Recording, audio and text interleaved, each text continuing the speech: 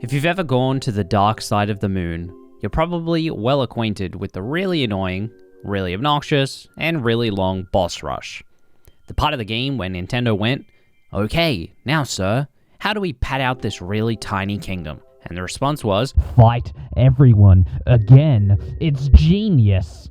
It's a casual player's worst nightmare since, well, if you die at any point, the game spits you right back out at the beginning and you have to do the whole thing again. But, well, what if I told you that you can just skip all of it? TM**. What if I also told you that the last video here on the channel came out early on Patreon? There's plenty of exclusive stuff over there, with more to continue coming in the future. So before we get into anything, what exactly did I mean with all that TM* nonsense? Well, it requires a little context. Darkside skips are a bunch of precise jumps, or I guess just precise movement, really, during the boss rush that allows you to skip almost all of the bosses. It's a strat that, unfortunately, requires Joy-Cons as we currently know it, but basically the general format is as soon as you enter a boss room, you sort of turn to the right, long jump, take a line that avoids the boss trigger, while also going far enough forward, then stalling in the air a bunch, utilizing a down throw, more movement, fancy wall jumps, landing in specific spots, then just running away like a big baby that you are. So with this in mind, why can't you skip all the bosses? Well, because Hariet is just too cool and demands that you hang out with her. Basically, even if you do the strat, you're forced into the boss fight regardless. Odyssey is weird, don't question it. Thankfully though, it's only Hariet that can't be skipped. Well, I say thankfully, but really that also makes things a touch scarier since a death anywhere during any of these skips results in you being sent all the way back to the beginning and you lose a bunch of time. But I'm just repeating myself at this point and I'm stalling, so let's jump into this.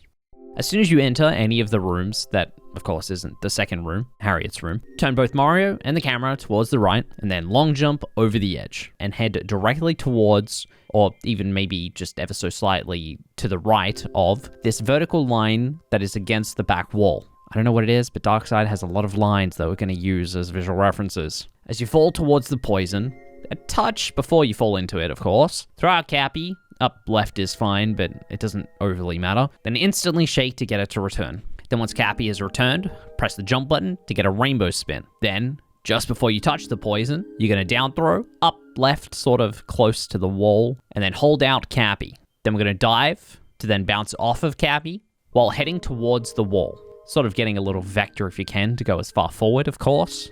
Then cap stalling against the wall jumping off of it, and, well, this is where things get annoying. After wall jumping, hold forward on the left analog stick and let Mario drift forwards and towards this section of the wall. You'll notice this little bump.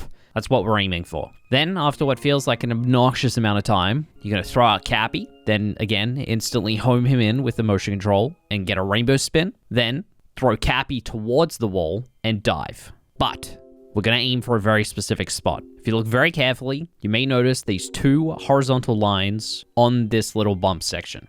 If you have enough height, try to aim sort of towards the right and above the top line, or if you don't, try your best to aim in between the two lines. This is very important because this spot is the spot that's going to allow you to kind of jank out on the geometry and then wall jump.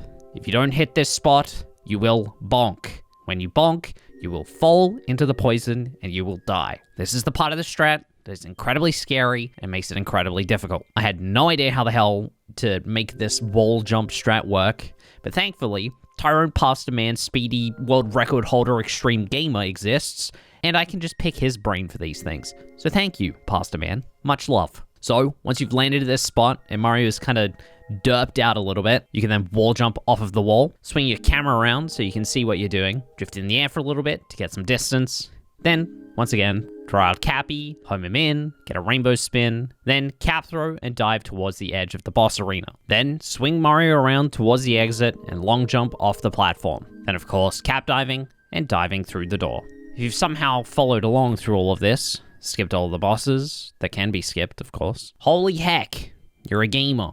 And you've just saved about a minute. Don't die though, because dying can lose you anywhere up to 3 minutes. Maybe even more, I don't even know. I might have just pulled that from a memory of somebody saying it in chat that might not even be accurate, but it sounds about right. But speaking of gamers, do you know that you could be just as much of a gamer as these lovely peeps who help make these videos possible?